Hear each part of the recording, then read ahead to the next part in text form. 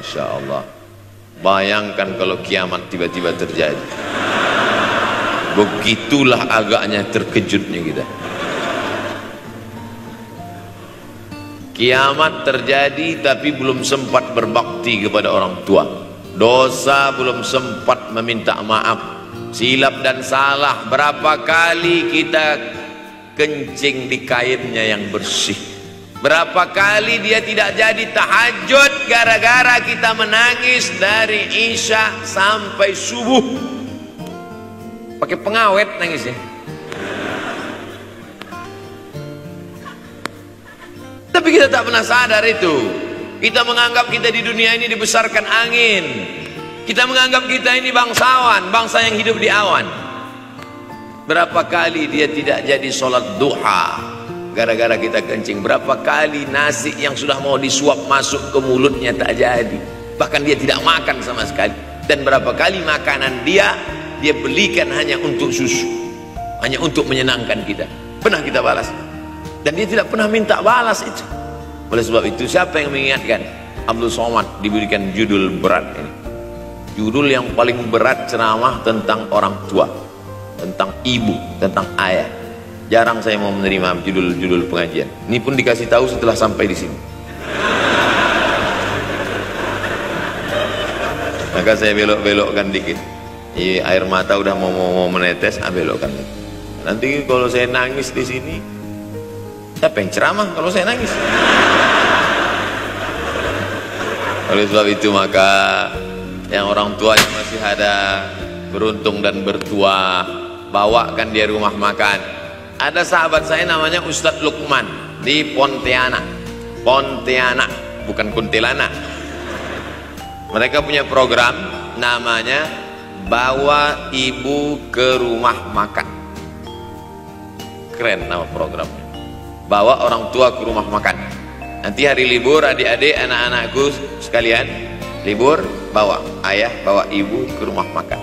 Ketika Ustadz Lukman cerita itu ke saya, Ustadz Somad, kita punya program baru nih. Apa nama programnya Ustadz? Bawa ibu ke rumah makan. Alhamdulillah Ustadz Lukman, seluruh rumah makan di Pekanbaru tempat tinggal saya itu semua sudah saya bawa. Almarhumah saya bawa sup tunjang, saya bawa rendang, saya bawa goreng ayam, saya bawa goreng puyuh, saya bawa. Cuman ada rumah makan ular sawah itu yang tak saya bawa singgah. Lain dari itu sudah saya bawa. Tak ada penyesalan dalam hati, senangkan hatinya. Apa pakaian yang dia suka. Orang tua itu tidak minta yang besar, asal ada sih. Pulang dari Yogyakarta sampai ke rumah, ini tadi ada nampak sedikit tanda terkenang. Kalau banyak makan sendiri. Ketika dia senang melihat itu, bahagia hatinya, nampak senyum di tepi bibirnya, pada saat itulah rahmat Allah terbuka. Pada saat itulah ridha Allah datang. Mengapa sulit mencari pekerjaan? Mengapa payah mencari penghidupan? Salah satu yang mempersempit ridha Allah itu adalah karena tidak berbakti kepada orang tua. Oleh sebab itu maka judul tema yang diberikan birrul walidain, berbakti kepada orang tua, bahagiakan. Ini ada juga ini anak-anak yang sudah sukses ini, papa, mama sudah meninggal, papa jangan risau, silakan terbang ke Yogyakarta, ada adik di sana. Silakan terbang ke Surabaya, ada kakak di sana. Silakan terbang ke Kuala Lumpur, ada keluarga di sana. Jangan hiraukan. Kata bapaknya, kalian terbangku saja kalian pikirkan. Kemana aku hinggap tak kalian pikirkan. Ada sebagian orang ketika ibunya meninggal dunia, marah dia, mengamuk dia anggap kebahagiaan itu sudah hilang. Padahal membahagiakan orang tua dua-dua adalah tanggung jawab kita. Kalau dua-duanya sudah tidak ada Pak Ustadz, masih ada keluarga. Ada keluarga. Al-khalah bimasabatil saudara ibu, kakak ibu, adik ibu, sama seperti ibu. Sambung lagi silaturahim. Buat dia senang, buat dia bahagia.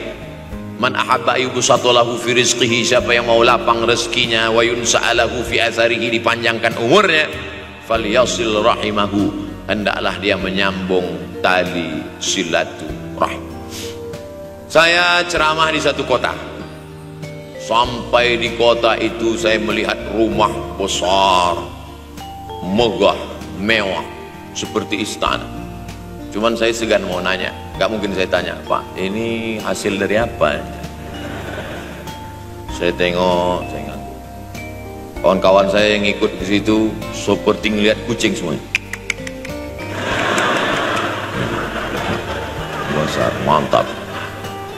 Setelah duduk, makan, habis makan, minum, habis itu Sohibul Bait yang punya rumah pun cerita, Ustadz Abdul Somad, iya Pak, dulu ini hanya bambu-bambu yang dikasih daun, yang dikasih terpal. Tempat apa Pak? Tempat ibu saya buat pengajian.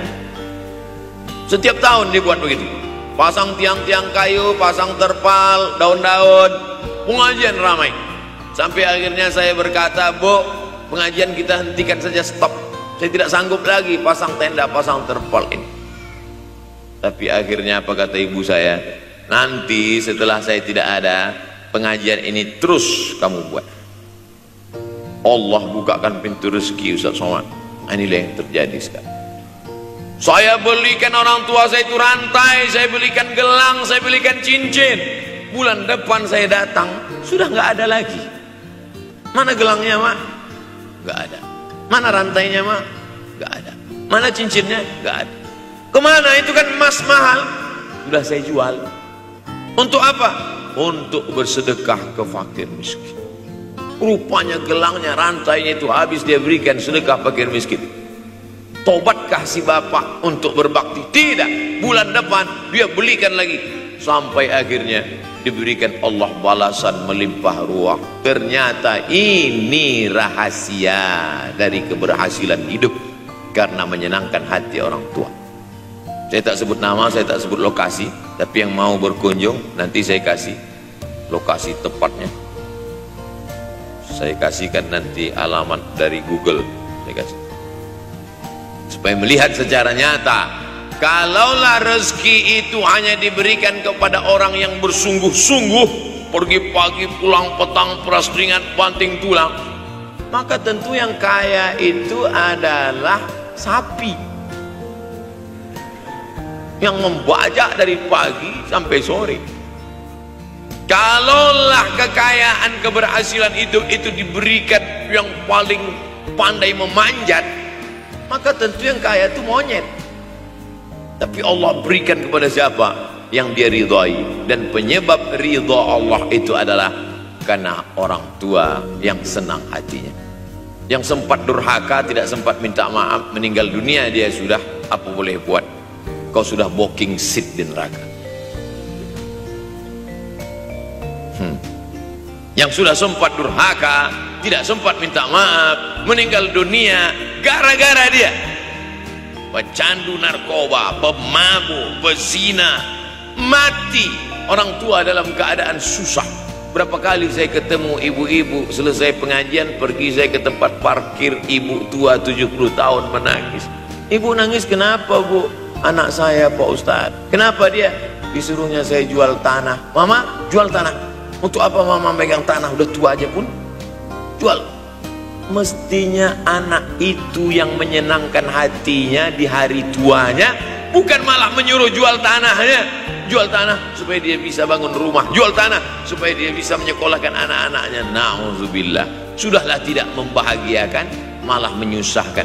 Ustaz, anak saya nyuruh saya jual tanah saya supaya dia senang, supaya dia dapat duit. Gimana nih Pak Ustaz? Mungkin si ibu berharap saya menjawab, ibu sabar aja ya Bu, sabar ya. Ibu salah tanya, Bu. Kalau mau sabar cari ustadz lain, ada spesialis sabar, bukan saya. Begitu dia kasih tahu, anak saya maksa saya jual tanah saya, Pak Ustadz gimana? Mana alamat rumah anaknya? Mana? Saya mau datang. Mana? Anak durhaka, neraka jahanam tempat kau.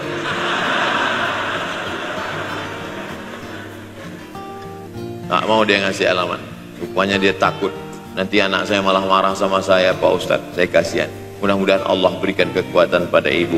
Tapi cerita ini bukan 1-2 contoh kasus.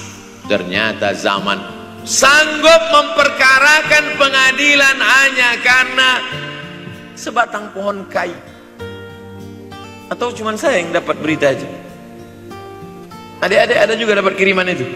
Sanggup memperkarakan sebatang pohon kayu. Padahal kalau kau jual semua kebunmu itu, belum tentu dapat menebus. Datang seorang laki-laki mengadu kepada Nabi Muhammad SAW. Ya Rasulullah, ini bapak saya ini kurang ajar sekali. Bapaknya kurang ajar? Ambilnya harta saya ya Rasulullah. Gimana ini ya Rasulullah? Apa kata Rasulullah SAW? Anta wa maluka li abik. Anta sampai ke tempat kita jadi ente. Anta wa maluka, ente, harta ente, li abik, punya bapakmu. Jangankan hartamu yang di rumah itu, dirimu pun punya bapakmu. Nabi membela, seolah-olah Nabi berkata, apa yang diambil itu belum ada apa-apanya dibandingkan melepuh kulitnya untuk memberikan engkau sesuap makanan yang halalan thayyibah. Orang yang durhaka pada orang tuanya, insya Allah anaknya juga akan durhaka kepada dia. Oleh sebab itu maka jangan pernah durhaka. Kalau sempat durhaka lalu kemudian meninggal dunia dia Pak Ustadz, sudah meninggal pun tetap masih bisa berbakti. Pertama dengan doa, kedua dengan sodakoh. Kalau kebetulan rezeki banyak sodakoh. Kalau tidak ada rezeki melimpah, doa bangun malam, Rabbi firli wali walidayya warhamhuma kama Rabbi firli, ya Tuhanku ampunkan aku, wali walidayya, ibu dan ayahku, warhamhuma, sayangi mereka berdua, kama, sebagaimana Rabbayani shaghira, sebagaimana mereka mendidik aku. Coba kita lihat susunan kalimatnya, seperti ada kekeliruan kalimat. Na'udzubillah, mana mungkin kalimat Allah keliru? Allah ingin menegur kita, sayangi mereka sebagaimana mereka mendidik aku. Mestinya kalimatnya kan tidak begitu, sayangi mereka sebagaimana mereka menyayangi aku. Tapi ternyata sayang belum tentu mendidik, tapi mendidik pasti sayang. Karena bunyi kalimatnya, sebagaimana mereka mendidik aku. Jadi banyak juga anak-anak ini tidak sayang karena salah. Disangka sayang itu dengan ngasih motor, disangka sayang itu dengan ngasih gadget, disangka sayang itu dengan ngasih transfer uang yang berlebihan. Belum tentu sayang. Dulu ada insinyur arsitek yang membangun salah satu rumah keluarga saya. Kuliahnya di Jogja, cerita dia. Dulu saya kuliah di Jogja, Ustadz Abdul Somad, insinyur. Terus teman kami sakit di kos-kosan. Kami bingung mau nelpon siapa. Akhirnya datang mobil mewah, parkir polisi, tentara, ramai. Barulah kami tahu rupanya dia anak menteri. Jadi sayang orang tua itu bukan mesti dibelikannya apartemen, dibelikannya mobil, belum tentu. Boleh jadi itu justru menjerumuskan anak. Diberikan apartemen, diberikan mobil mewah, habis 2 bulan kena virus HIV AIDS.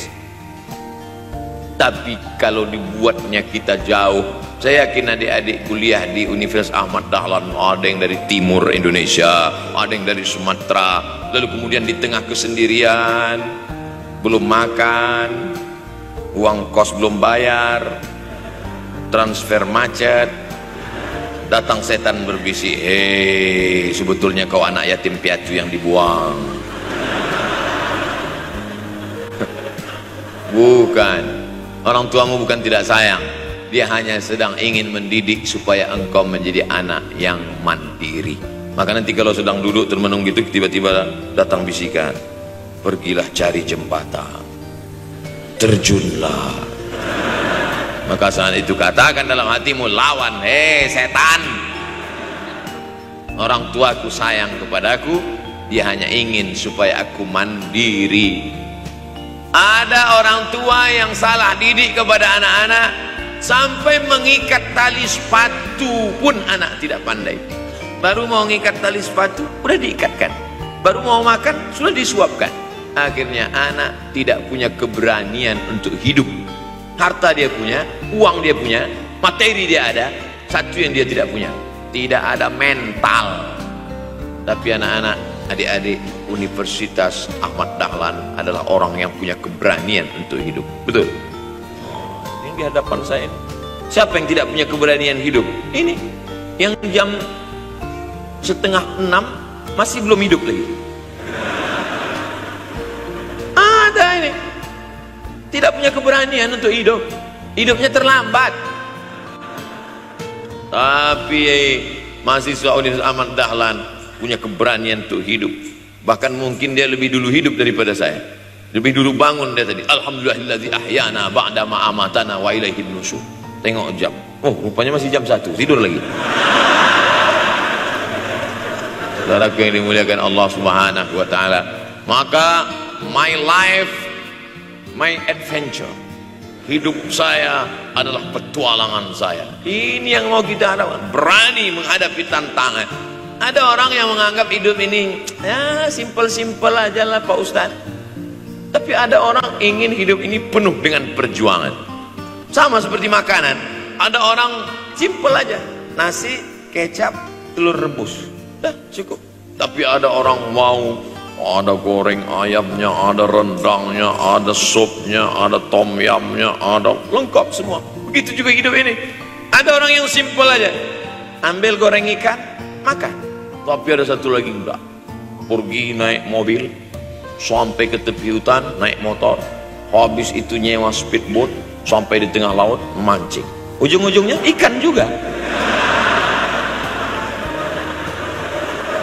Yang dia nikmati bukan ikannya, tapi yang dia nikmati adalah proses untuk mendapatkan ikannya. Paham? Itu enaknya ngomong sama mahasiswa. Coba kalau yang masyarakat biasa, kita udah capek cerita, selesai ada pertanyaan, Ustadz maksudnya tadi apa ya? Aduh, capek gitu. Saya terus terang kalau ceramah di depan mahasiswa ini bangkit semangat saya lagi. Ini sekarang rasa-rasa umur 24. Tapi begitu nanti sudah mulai agak jauh dari mahasiswa, balik 42 lagi. Nah, makanya saya senang kalau diundang ke kampus-kampus. Saya kalau di Jogja diundang di kampus terus, walaupun nggak semua nerima.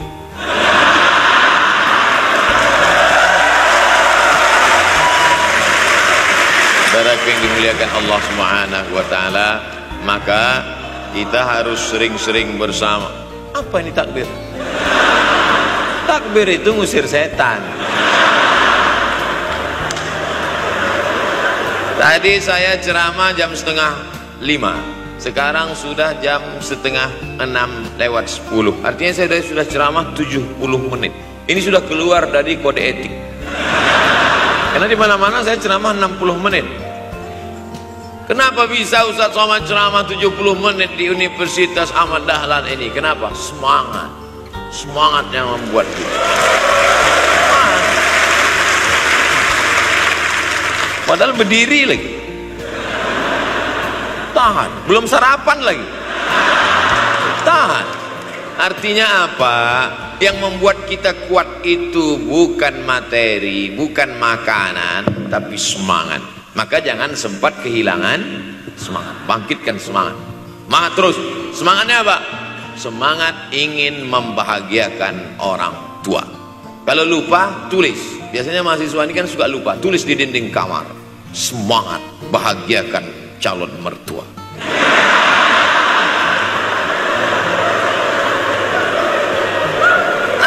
Teman kos-kosan datang ngelihat, loh kata Ustadz Somad kan orang tua, kenapa ente buat mertua? Sedangkan mertuaku saja kubahagiakan, apalagi orang tua.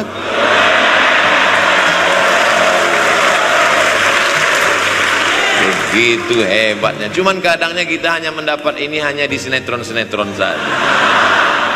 Real nyatanya di mana? Datanglah ke Universitas Ahmad Dahlan. Jadi hidup ini harus ada target yang mau dicapai. Banyak orang targetnya nggak benar. Saya ingin menjadi orang yang punya kepribadian Pak Ustadz, rumah pribadi, mobil pribadi. Target bahagiakan orang tua. Gaji pertama kalau kerja nanti umroh. Itu ma, doakan nanti kalau aku kerja insya Allah gaji pertama nanti memberangkatkan umroh. Syukur-syukur nggak usah diomongkan dulu, kasih surprise. Sedang, mama, ayah, ini gaji pertama. Dia buka tengok 700.000.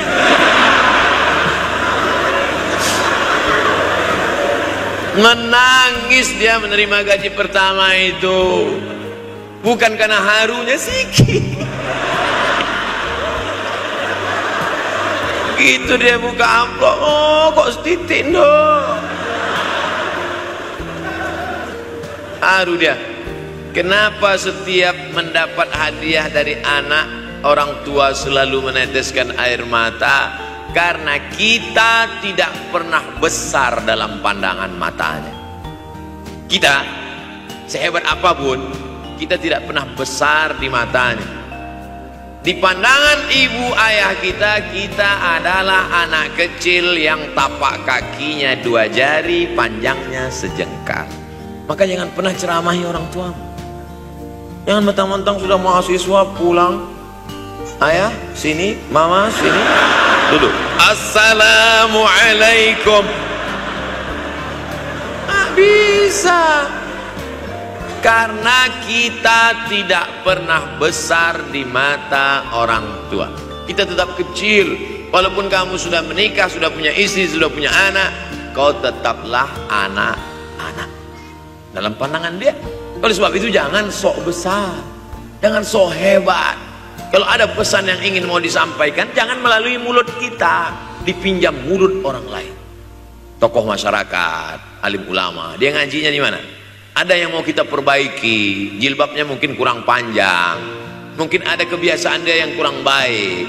Sementara kita udah ngaji, sudah belajar di Universitas Ahmad Dahlan, sudah terpelajar, membuat dia mau menjadi orang baik. Tidak mesti dari mulut kita, pinjam mulut orang lain. Assalamualaikum Pak Kades, pinjam mulut Pak Kades sebentar boleh? Pak Kades, ayah saya kan orangnya baik sama Pak Kades. Iya, nanti kalau saya ngomong dia nggak dengar. Jadi saya mau tolong Pak Kades. Pak Kades, ayah saya sampai sekarang belum sholat Pak Kades. Jadi tolong Pak Kades nasihati dia. Kata Pak Kades, saya juga nggak sholat. Hancur dunia persilatan. Oleh sebab itu senangkan.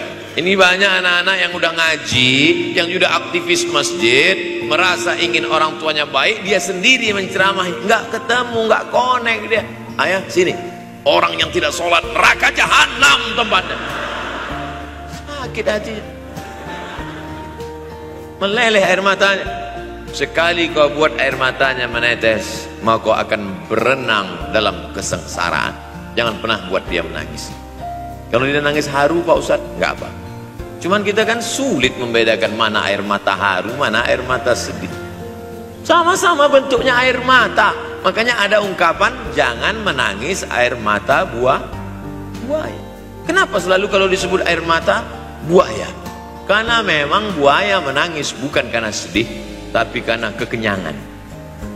Buaya kalau habis makan orang, keringat, buaya itu tidak ada pori-porinya. Kita kalau berkeringat kan keluar pori-pori, ini keluar air. Buaya nggak ada. Satu-satunya tempat air keluar, itulah. Makanya menangis buaya, keluar air mata buaya. Maka jangan sampai kita nangis karena kekenyangan. Haru dia melihat pemberian kita. Di saat itu menetes air matanya, berdoa, dia memanjatkan doa, mengetuk pintu-pintu langit, terbuka. Masya Allah. Pantasan doa mahasiswa Universitas Ahmad Dahlan kabul, rupanya pintu terbuka. Doa kepada Allah Subhanahu wa Ta'ala. Kadang-kadang kita merasa doa kita yang dikabulkan Allah, kadang-kadang kita merasa sok hebat. Setelah dia meninggal dunia, barulah kita sadar rupanya selama ini kita hanya menumpang doa. Numpang, bukan doa kita yang dikabulkan Allah ternyata, tapi doa dia.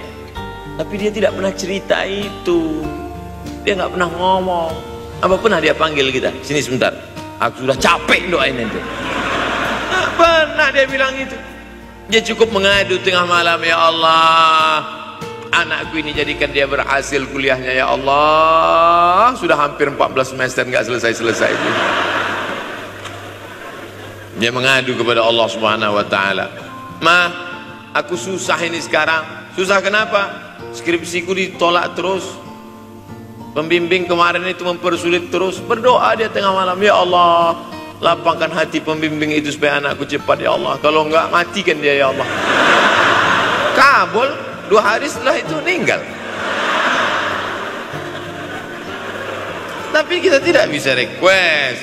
Oleh sebab itu maka banyak-banyak dekatkan kepada orang tua, senangkan. Saya ceramah di Malaysia, dibawa jamaah ke mall. Ustaz Samad, esok kita tak ada tazkirah, tak ada tausiah. Kita nak pusing-pusing. Pusing-pusing maksudnya mutar-mutar. Pergilah kami ke mall. Sampai di lantai atas saya lihat anak-anak muda nyuapin orang tua. Ada restoran mahal, mewah. Itu kabarnya kalau mampir di restoran itu, makan, itu banyak yang nangis melihat harganya.